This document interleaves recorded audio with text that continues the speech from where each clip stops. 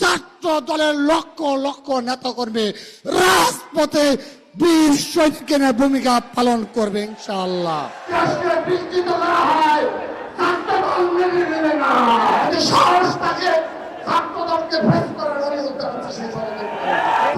সমাবেশে আমি একটি বিষয় সবাইকে মনোযোগ সহকারে স্মরণ করিয়ে দিচ্ছি।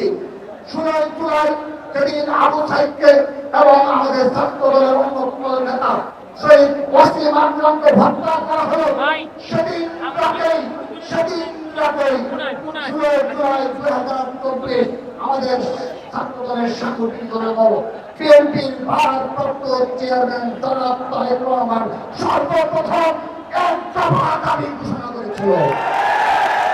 তিনি বলেছিলেন এই কোটা সংস্কার আন্দোলনের মাধ্যমে রাষ্ট্রের সংস্কার হবে না।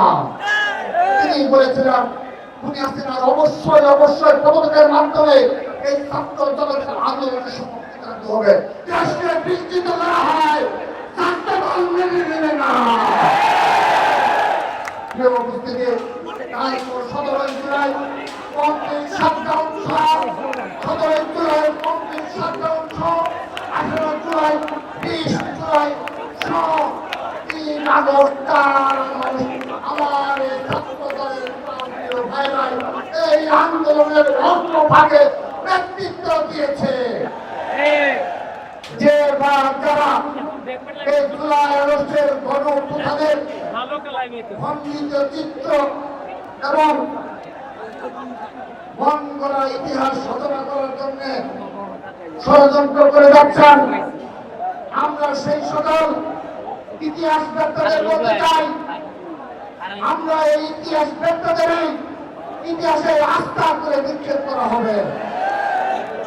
ঢাকা বিশ্ববিদ্যালয় সহ বাংলাদেশের শিক্ষা প্রতিষ্ঠানে ছাত্রদল দ্বারা কোনো অনাকাঙ্ক্ষিত ঘটনা হয়নি।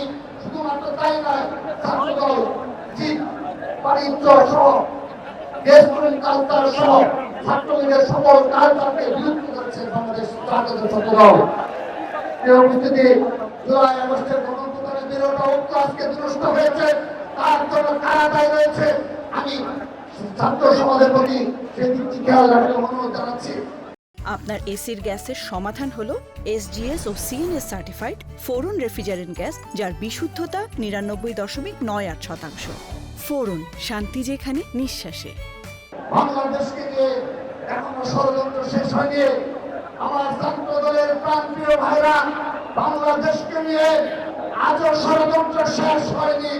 এখন একটি নির্দিষ্ট গোষ্ঠী বাংলাদেশের স্বাধীনতা, সার্বভৌমত্ব এবং বাংলাদেশের স্থিতিশীলতা নিয়ে ষড়যন্ত্র করে যাচ্ছে।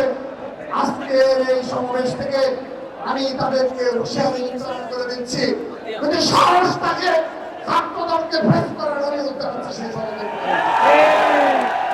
সাহস থেকে থাকে ষড়যন্ত্র সামনে আসতেছে করার জন্য আহ্বান জানাচ্ছি।